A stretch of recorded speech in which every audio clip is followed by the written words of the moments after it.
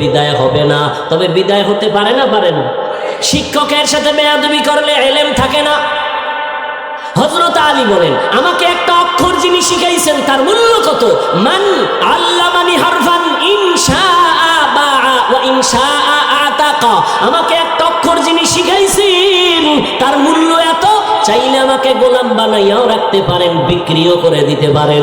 শিক্ষকের সাথে প্রতিবাদ করার কোনো সুযোগ নাই।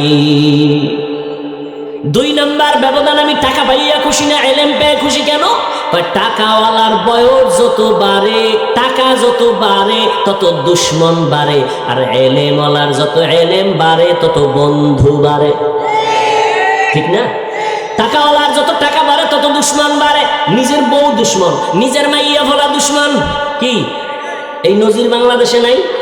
বাবা টাকা পায় না, দেয় না, টাকা নেওয়ার জন্য বাবার গলায় ছুরি ধরছে সন্তান, মাকে মেরে ফেলেছে সন্তান, টাকা দাও।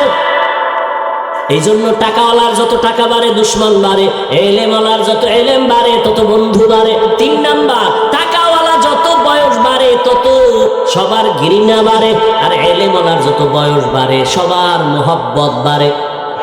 ঠিক না? টাকাওয়ালা বুড়ো হয়ে গেছে, ছেলেও কয় মরে না কেন, তাই তো টাকা আমি পাই। মেয়েও বলে মরে না কেন। গোপনে ইমাম সাহেব রেখা একটা জ্বালা